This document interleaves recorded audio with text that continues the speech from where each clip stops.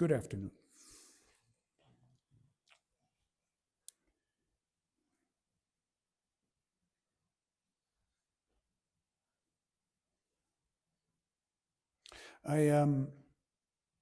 As many of you know, I was in Germany for a couple of weeks. And I took the train, and the German railway system is in a big mess. There is not one train that's on time. And it's been like this for years now. And the whole nation is upset about it. And I had this, I'm not suffering from it much, I live here, so it's just once a year. But it really is that way, like no long distance train is on time, and it has these knock-on effects. One train is late or needs to use a different platform, and then by the end of the day, it's just complete chaos.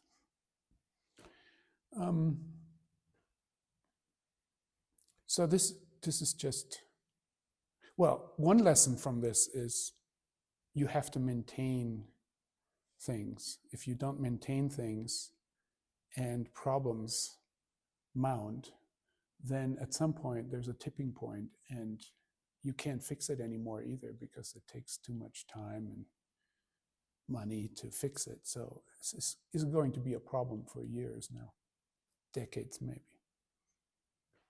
But I think, that's usually how Germans look toward Italy and said, like, oh yeah, the train's in Italy, So we all get a training in Germany now as like we are getting trained in the Italian mindset. It's like, oh, so I don't know, the train is late.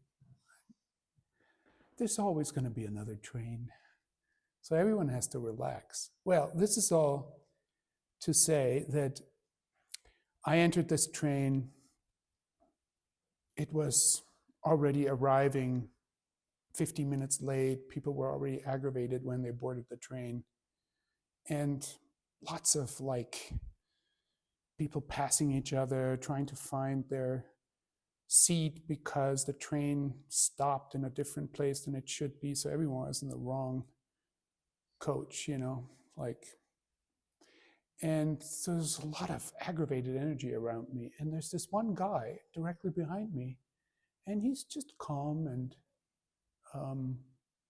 humorous, people bumping into him and, complaining to him that they bumped into him. And it's like, and he's like, no problem. So I was kind of impressed with him. It's like, this is a good attitude, So I get to sit next to him. Like, he happens to be my seat, the seat next to me. And I basically never talk to people on the plane or in the train, right? But in this case, we just really liked each other, I think, and talked for 5 hours. Very personal stuff. It's just like we shared our lives with each other. It's like after 5 hours, it's like, well, bye. I don't know. And we shared a lot of things. Like, he was German but grew up in Ireland. His parents moved there when he was 6, so he had this dual identity and kind of no identity in national identity. But now in his 50s, we were the same age, he returned to Germany and never lived there, but speaks it fluently, but slight Irish accent, I guess. And I told him that I was practicing Zen and so forth. And he said, oh yeah, I was interested in Zen. And he told me the story that he was going to university in Paris. And then while he was there, he checked out the Zen center there. And he said, there was this guy, Zen teacher. And he said, well, everything,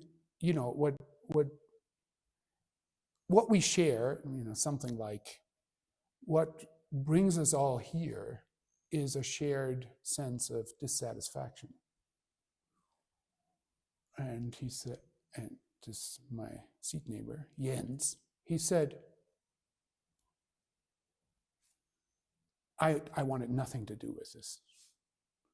Because what brought him there wasn't the sense of dissatisfaction. And he thought it was kind of like a weird thing, something for dissatisfied people. He's like, I'm not going to do that.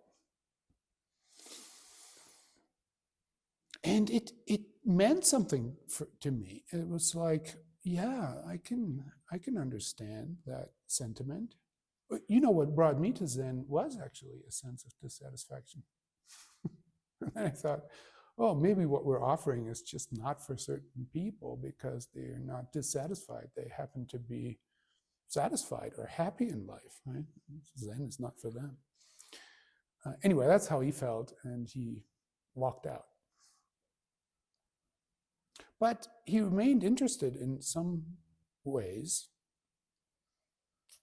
and conveyed that to me. And it made me think of this, and I speak about this a lot, right? Suffering, or the Sanskrit term is dukkha, dis-ease or the unsatisfactoriness of life. And the opposite of dukkha is sukha. And there's this very controversial etymology, meaning like the root of these words, and some people have said, oh, it's like the ka part is an axle hole, and it's basically a good and a bad axle. One is running smoothly, that's sukha, and the other one is just grinding with a lot of friction, that's dukkha. And you could say that from this controversial etymology, the direction of transformation in Buddhism is from dukkha to sukha. From the Dalai Lama likes to speak of happiness, Everyone wants to be happy. Maybe if he had been in the Zendo, then, my new passing friend would have stayed.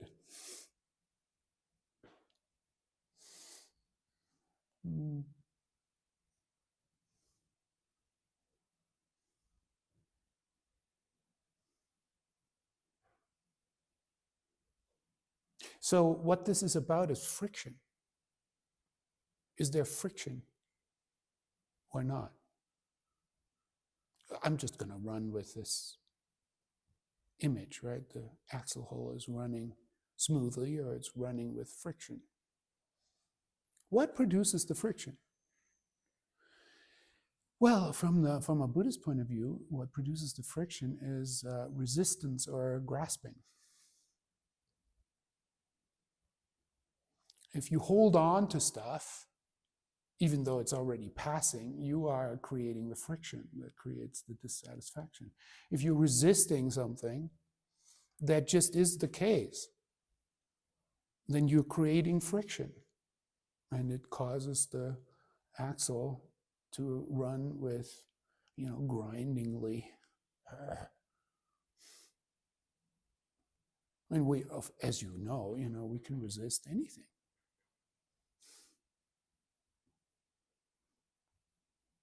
This morning I was resisting the fact that I couldn't find documents in our BZC folder. We have a practice council and we have documents in there, and I wanted to print some, and they weren't in the place where I wanted them. And it caused friction in my life. I noticed it. I said to Gary, I'm a little bit aggravated. And this, like when you can say that you are experiencing this friction.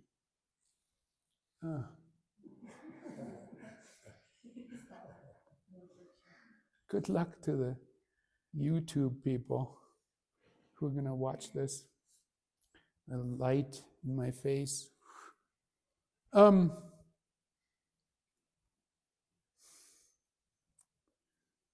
Assuming anybody's going to watch this, is I don't know.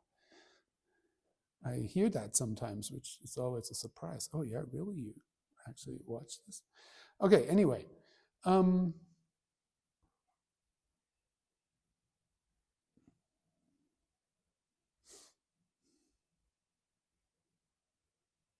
so there's friction in my life, but if I notice the friction, that's already, this is like 95%.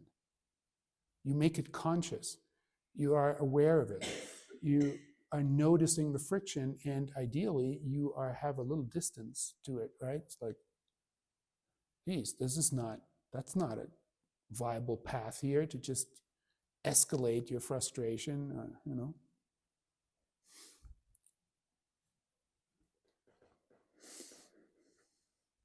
So there's small friction and there's big friction. Like if you don't want to die, and you're going to. That's like, as someone called it, I think, not cooperating with reality. Certain things are just the way they are. And if you're not cooperating with that, cause friction. Now, recently, there's two things that are interesting me, and I'm just sharing them with you, basically an edge that I'm at. Don't know if this is going to be a very coherent talk, but I'm going to try. I'm really interested in this, and it's an old interest, but in a renewed way, I'm interested in what does sitting on the cushion have to do with our everyday life? How are we leading our everyday life? What are we doing there? How are we doing it usually? And what would be a transformed way of doing it? Now, it seems to me that Zen is rather sparse on this question. It's like there's some kind of, there will be educated people who disagree with me, but I'm going to say it anyway.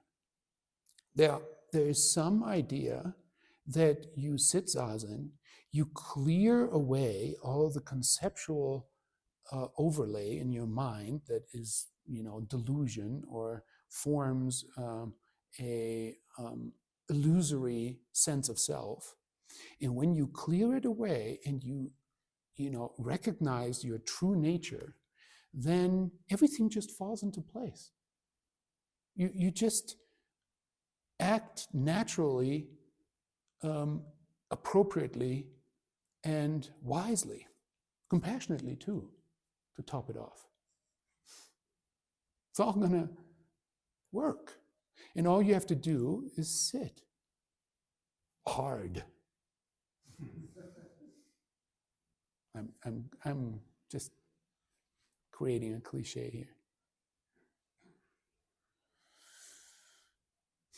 But I think some people really understand their practice this way, and so I see it not working very well. I see that people truly have experiences in their zazen and so forth, or they feel quite stuck in their zazen and their daily life just remains unchanged, or mostly unchanged. And then the only conclusion is somehow, well, I'm not sitting enough.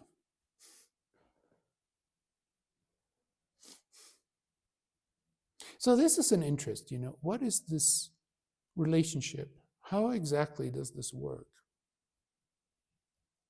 I'm not throwing out zazen. I think it does have a transformative power, but wondering about how exactly is it translating? And this is an open question, so I don't have any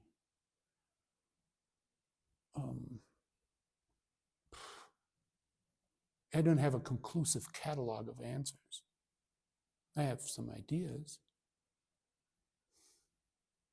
Experience too, firsthand experience.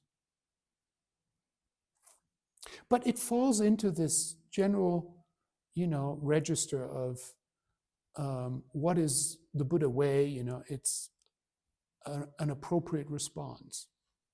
But how is this appropriateness coming into being, is my question. Then I have this interest in Taoism. And I'm just going to state what most people already know or understand, is that Zen is a kind of amalgamation of Daoism and Buddhism. So we could say Daoism is like a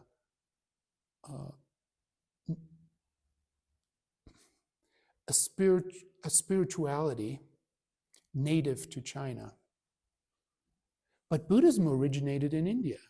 And then Chinese culture comes into contact with this Indian spirituality, Buddhism, and it starts to be in dialogue with Taoism, just roughly.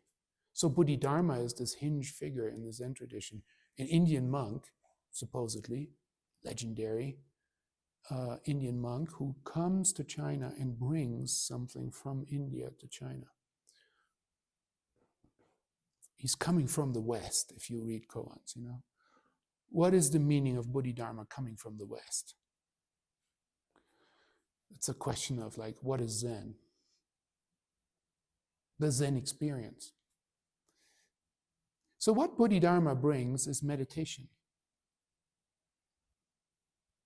And now Taoism, I'm giving this kind of rough reading of the history, right? Taoism starts to take in meditative discipline and reinventing itself in the light of meditation and certain Buddhist concepts. And what emerges from that is Chan. So the Chinese ancestor of Japanese Zen. So one thing you could ask is Zen Daoist Buddhism, or is it Buddhist Daoism? You understand? Well, the Zen that we inherited from Japan is clearly thought of, and I'm thinking of it that way, and you've heard me speak about that way all the time. It is a kind of Buddhism, and maybe it is Buddhism with a Daoist inflection. Right? We have a Buddha on the altar, and we're taking precepts, and we reference the Four Noble Truths and so forth. It's Buddhism. Well, maybe it's actually Buddhist Daoism. And I'm really curious about that. Maybe it's a Daoism that was just reinventing itself through a Buddhist lens. It's a little bit like if you said, Christianity is really Judaism, reinvented through the lens of love. I mean, that's my view of it.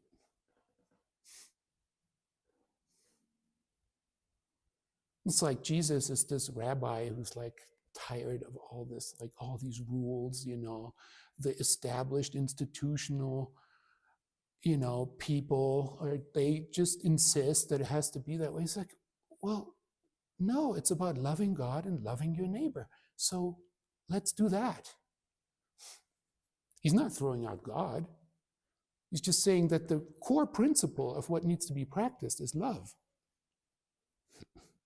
And don't get lost in the scriptures and this, so he reinvents the vocabulary, the teaching stories.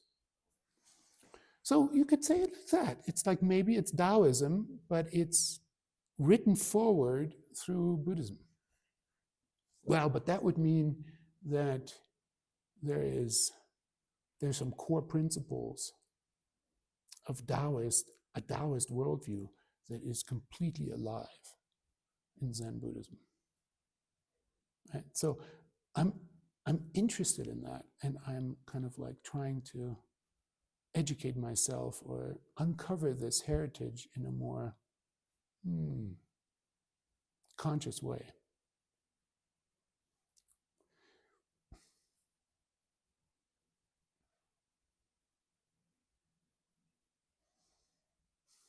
Now, where I see a real link is, let's just say roughly, what is Taoism about?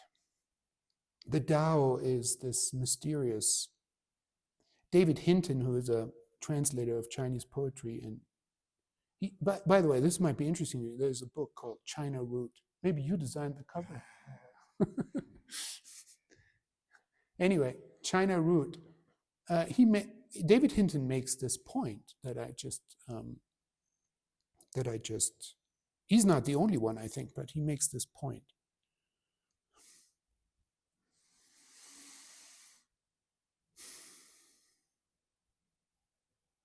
And he calls the Tao a living tissue that is mysteriously generative.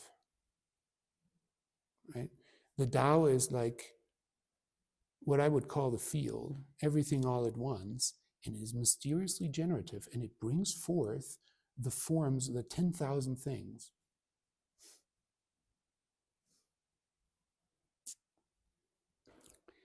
For my taste, this is too ontological, too cosmological. It's ontological means somebody's thinking about how things really are. And if you've listened to me, you know that I'm a little bit like, I don't know about ontology. Can we really know how things are? Probably not. So let's just have it be a mystery. But this is backed up by Taoism too. This living tissue is mysterious. We can't really grasp it. It's ungraspable. I mean, this probably rings familiar to you, right? It's like, it's not knowing in Zen. It's like, it's ungraspable. You let it be a mystery. The mystery functions right through you. You are part of it. You don't have to understand yourself. It's not necessary. You don't have to understand yourself in this ontological way. What is your cosmic significance in this world?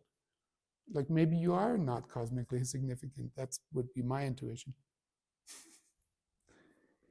But the pragmatic relationship to all this is like, how do you live without friction? And in the Taoist framing, it would be, how do you live, how do you perform? I mean, we're acting all the time, right? You're doing something. You're sleeping, and you get up.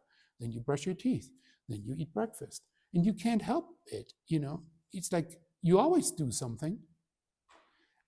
How do you do it in an effortless way? There's this core concept in Taoism, Wu Wei, right? One way you can translate that is effortless action. So it's about effortless action. And the opposite of that would be effortful action. This would be the dukkha correlation, right? Effortless action, smoothly running axle hole. Lao Tzu, even in the Tao Te Ching, says something like, you know, in a wheel with 36 spokes, I think, you know, he says, the part that gives the carts its use is the emptiness in the center of the wheel. That's where the axle runs. This is giving the carts its use. The emptiness of the bowl is giving the bowl its use.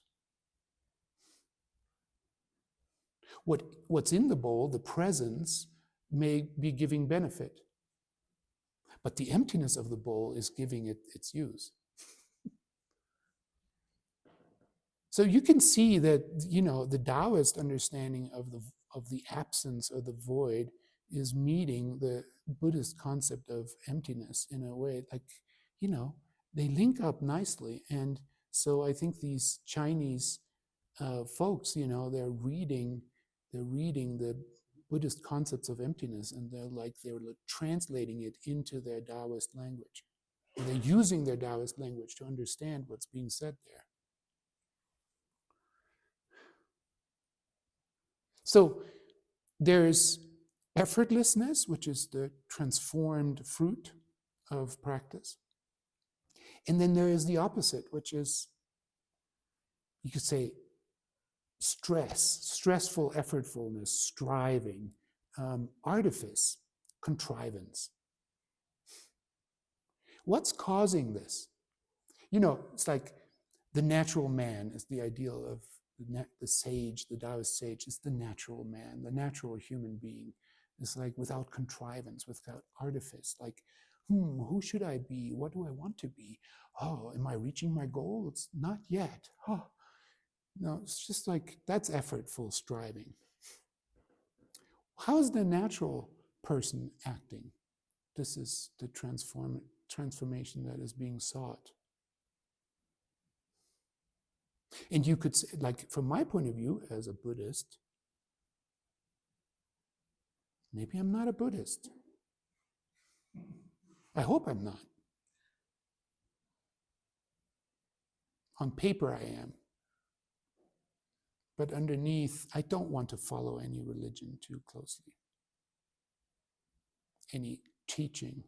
We want to explore transformation in the direction, as I like to say, freedom, wisdom, and compassion. We want to explore that transformation not by following some particular letter.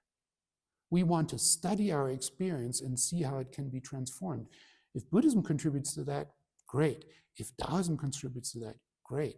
If a teaching of love contributes to that, why not?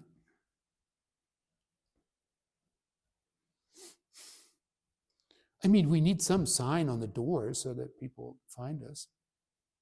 But then underneath it, I want to be a slippery fish.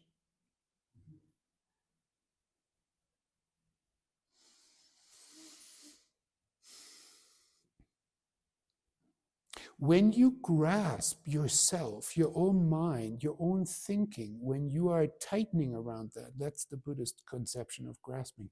When you tighten yourself as this particular identity, your action becomes effortful and contrived. And so I think what the Daoists found is like, if we make it the practice to release grasping, what goes out the door with that is this identity center that makes action problematic. So if we let go all the way, then the path in accord with the Tao opens up. And then you get this idea of appropriate action or effortless action that arises from you meeting the circumstances of your life. Let me share with you, if we have time, a couple of stories from the Zhuangzi. Zhuangzi is a book and an author. It's one of the core Daoist texts. And maybe I will talk about it more as I'm in the future. But two really famous stories. The first one is the cook carving the ox. So I'll read it to you. Okay. So it's a collection of stories and jokes and reflections that are attributed to this sage, Zhuangzi. But it's clear that if Zhuangzi wrote this, he probably only wrote a portion of it. And then it became a collection of wisdom stories. So the cook was carving up an ox for King Hui of Liang. Wherever his hand smacked it, wherever his shoulder leaned into it, wherever his foot braced it, wherever his knee pressed it, the thwacking tones of flesh falling from bone would echo. The knife would whiz through with its resonant thwing, each stroke ringing out the perfect note, attuned to the dance of the mulberry grove. The king said, "Ah, it is wonderful that skill can reach such heights." So here's why I'm interested in that. This is really talking about skills.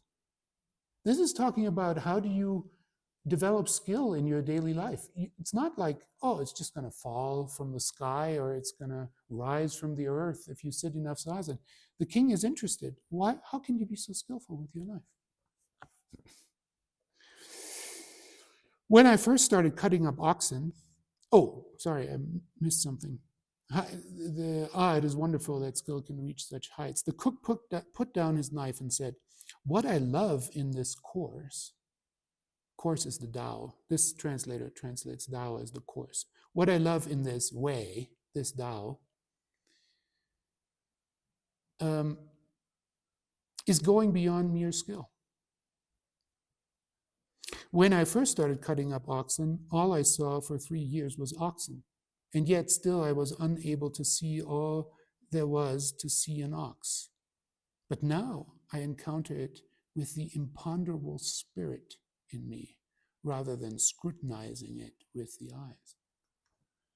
The imponderable spirit is Shen. It's like, in our, you could say it's an undiluted mind. I'm just glossing it. It's a different kind of mind than the mind that relies on the senses alone. He's not just seeing it with the eyes. There's this spirit that's functioning now.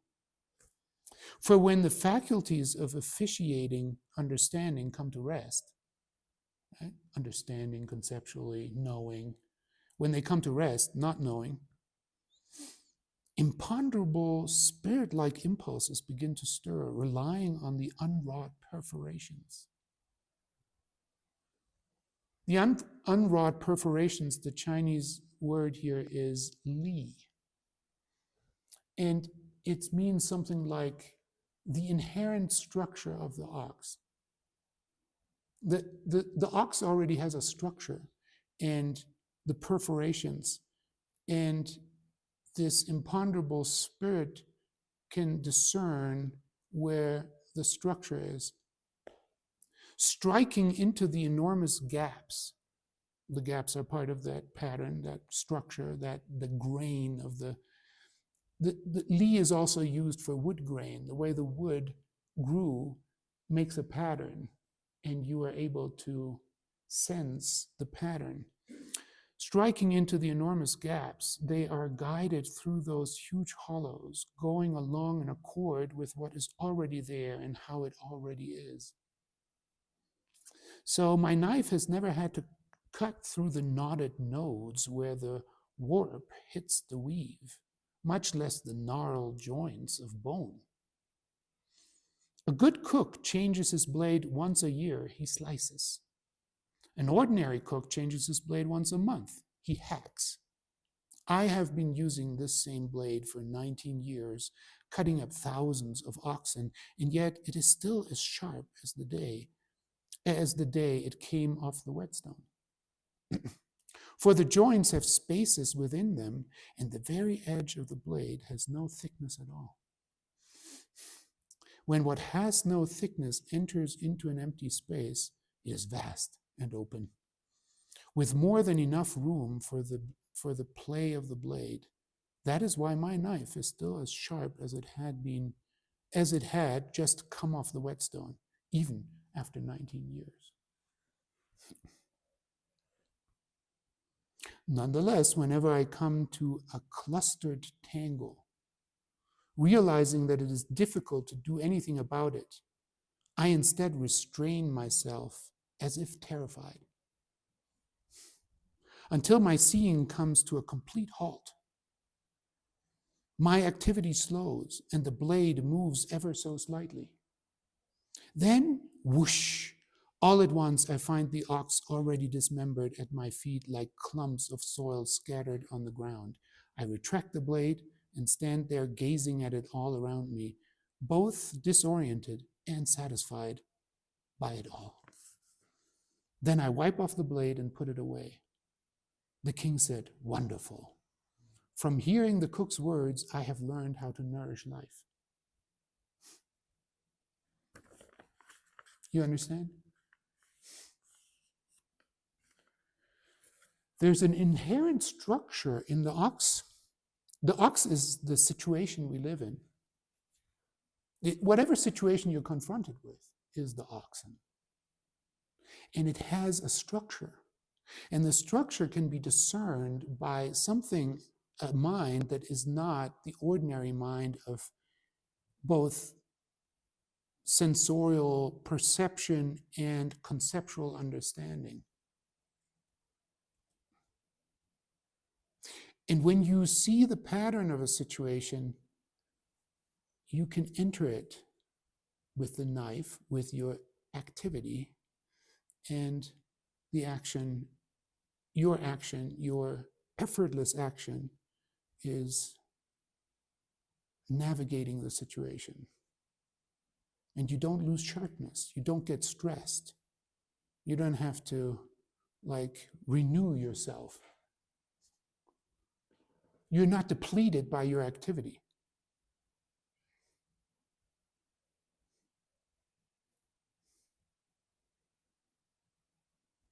But then it's possible that you lose sight of the structure because it's not obvious. There's a tangle. And what do? You slow down as if terrified. Not keep going like the ordinary cook who hacks the ox. Right? Do you know when you hack a situation? I know. And then you feel exhausted afterwards.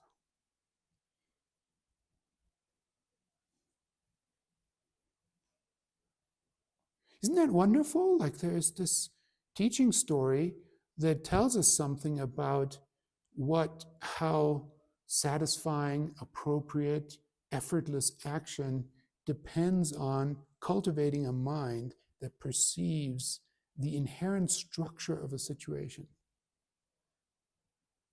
the inherent pattern. Now, you could say, well, maybe you're reading the pattern into it, or this is, but this kind of knowledge grows with experience. You realize that there is a way that you deplete yourself, and there is a way that you stay sharp, and you learn from it. You want to learn from it. If I approach it this way, I'm exhausted. I approach it this way, I feel nourished. The king is learning from this story that this is how to nourish life. Very Daoist notion. Nourishment, as I said in my book, not having explored this very much, I was looking for a term that expresses the other side of suffering, and it could, from a Daoist point of view, it could be called nourishment. How do you stay nourished in your activity rather than depleting yourself? But also, how do you nourish the situation rather than depleting it? One criticism we could have of our current societal configuration is that we're depleting the earth. We're not in a relationship of mutual nourishment.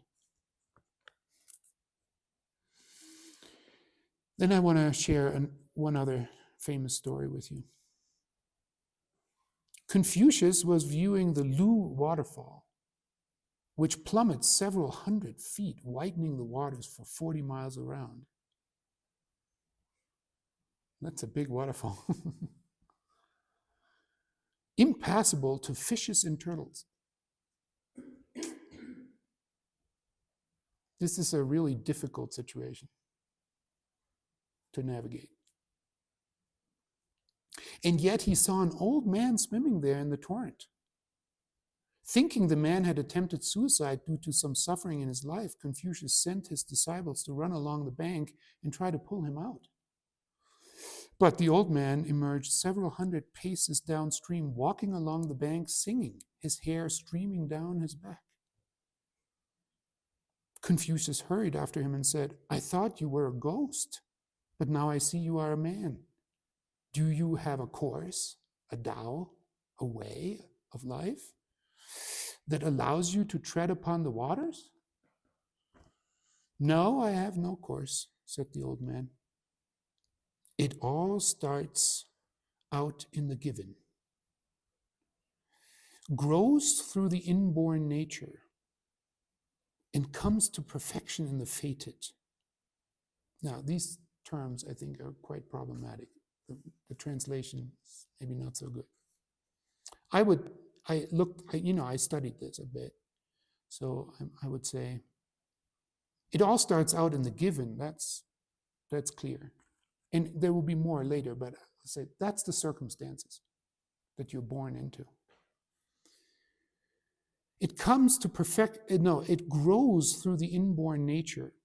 That's more like it grows into cultivated second nature, cultivation or development. You'll see later. And it comes to perfection in the fated. The fated is something like ungraspable so-ness.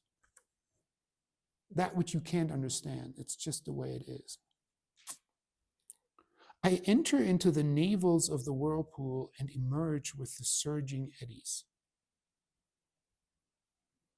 Another translation calls it, I go in together with the vortex and come out together with the surge. I just follow the course of the water itself without making any private one of my own. Okay, there you see it. This is a core teaching. This sense of self, this core identity that we hold, this would be making your own private course of action.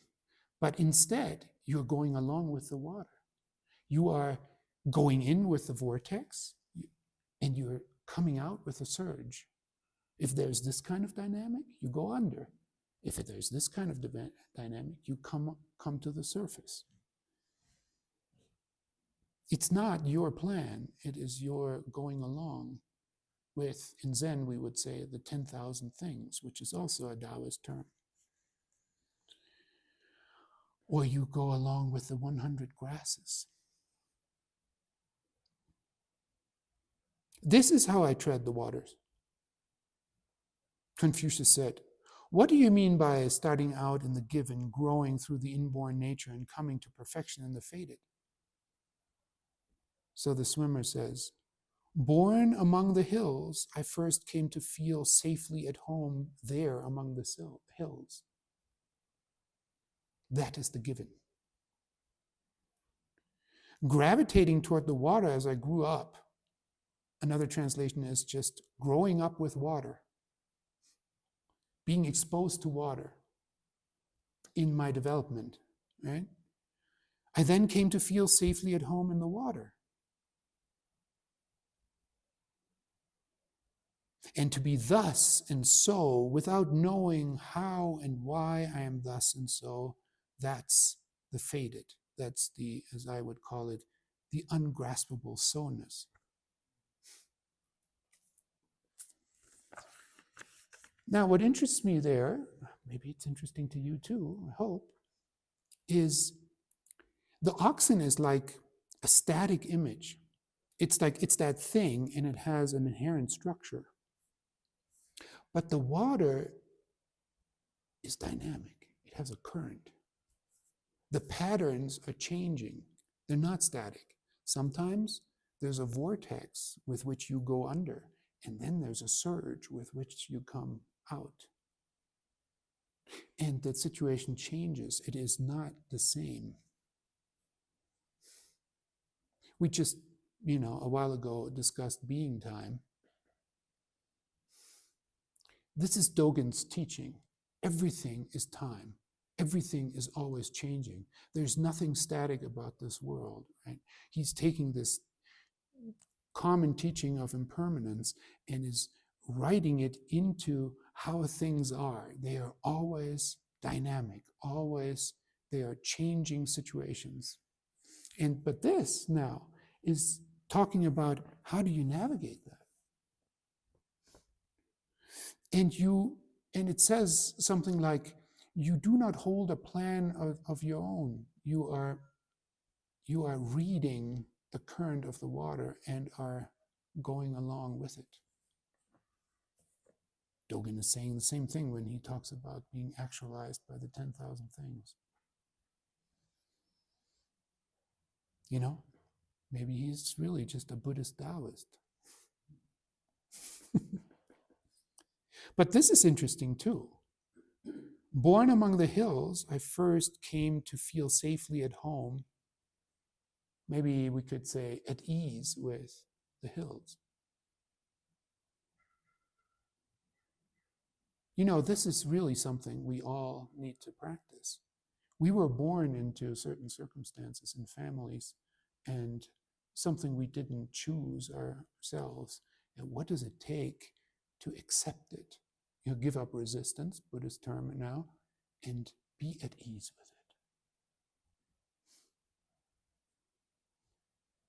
I left my home country, you know. I was not at ease with it. Holocaust. You can write the idea forward. I didn't like that. This nation, this culture, you know, so burdened by the crime that was committed.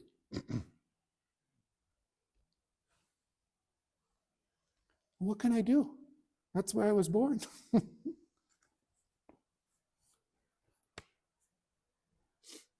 So it's like to be at ease with it, and this can mean many things. I think this is what we have to find out, what it means to be at ease with the hills that we were born into.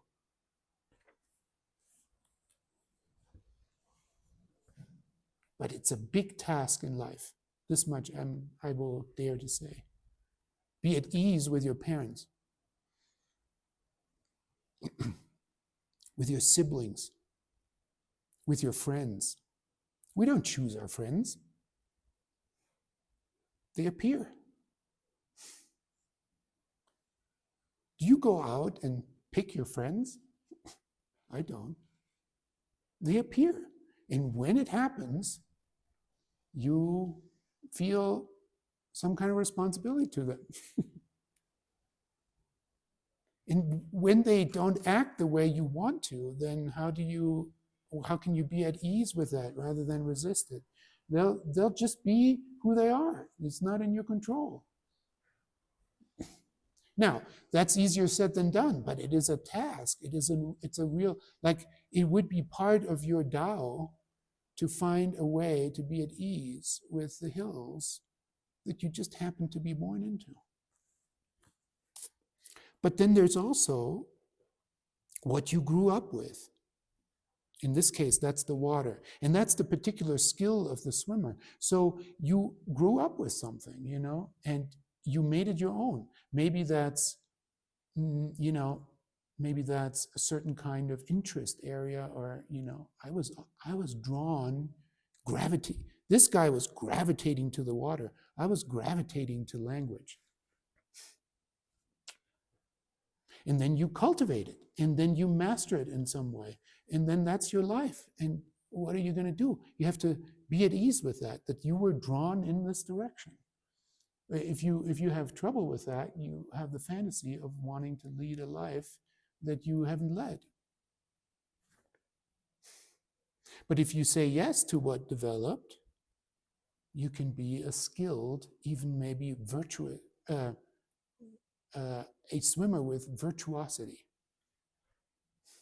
Like this guy. Virtuosity is a key term in Daoist thinking, you know.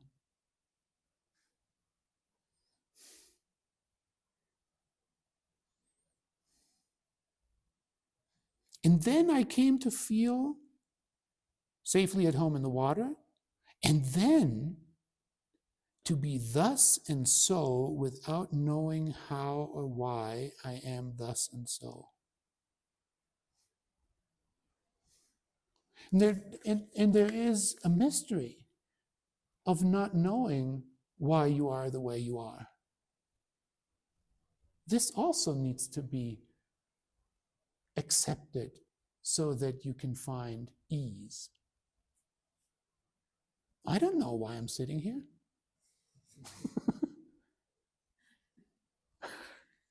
I mean, do you know why you are married to the person you're married to, or why you're doing what you're doing? Did you decide these things? Like, you do this and this and it followed a plan? No, it's like there was a current that you went with, and now you're doing this. You're doing this life.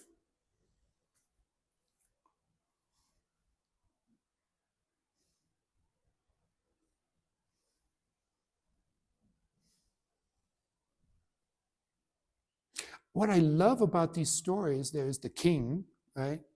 A man of great power, and he's still asking himself. I wish our president was doing that. He was still asking, still asking himself, what is it like to live a nourishing life? And he's watching the cook and learning from how the cook is carving up an ox. It's like, I want to learn from this so that the nation can flourish. Or Confucius, who is the sage, is looking at the swimmer and says, how do you do that? I don't know how to do that. What is your way? What is your course? And he says, I don't have a course. I'm just following the water. I don't have any private, contrivance. But what I've noticed about my life is like I'm at ease with the hills I grew up in and the skill that I cultivated through paying attention to water. And now I'm at ease with that I'm just, what does it say? So and thus. Ungraspable so-ness. It reminded me, like this book that's now out of Suzuki Roshi's talks, Being Yourself, when Suzuki Roshi says, just be yourself. Like, that sounds easy. It's not. What does it mean to be yourself? Now, this is the point I'm making today. Maybe there is more structure here than we think. Maybe there is a course. Maybe there is first you need to be at ease with where you're coming from. Then you have to be at ease with how your life developed. Then you need to be at ease with the mystery that you are to yourself. All those are prerequisites for Suzuki Roshi saying, be yourself. Because if you're not at ease with where you're coming from, you're not going to be yourself. And if you have trouble with being a mystery, I don't know, who am I? Now you want to give an answer. You need to be at ease with that there's no answer to this question. And yet, there is an answer, which is in your action, in your response.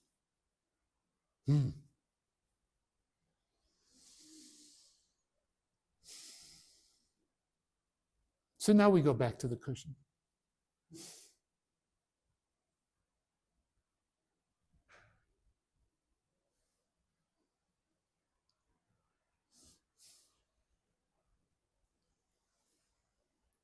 I've said this many times.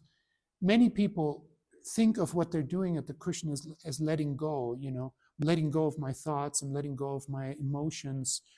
And all these things are considered hindrances. The thinking mind, the emotional mind, these are hindrances. And I've said this many times, but I'm going to say it again. What if you sit and you let it all come? That the way you let it go is by letting it come. You are at ease with who you are, down into, maybe we should say what you are, down into the jumbled thinking that you are, and the intense emotions that you are, and the, desires that you are.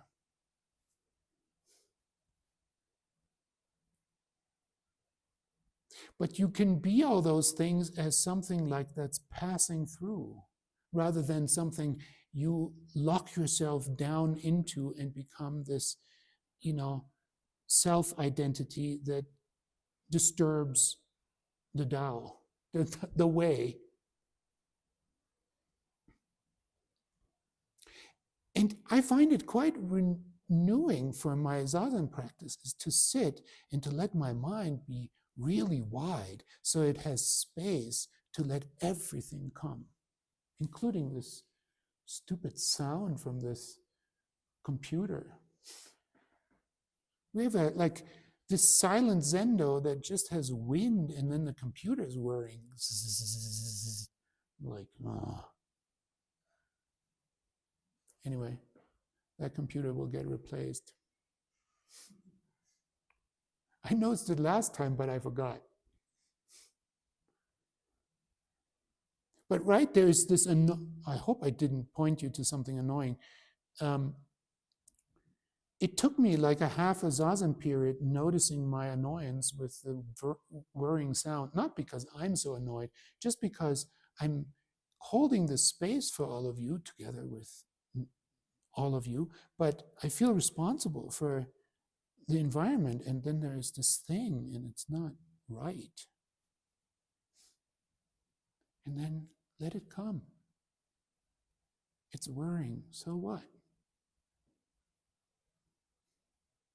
There's a space, a mind space, that's wider than the thing you get drawn into and locked down with resistance and grasping, and you lose yourself when you do that. You lose yourself, or you become you make yourself into this rigid thing.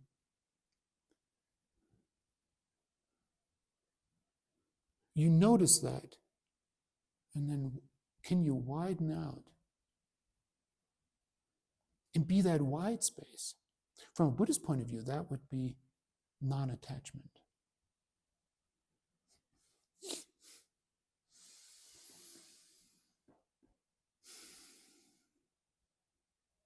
From the stories that we've just read, it would be this spirit, this imponderable, this unknown, the spirit you can't know that is now able to discern patterns and currents and go with them.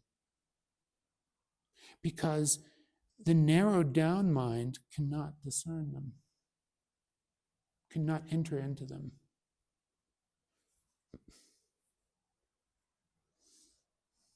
Thank you.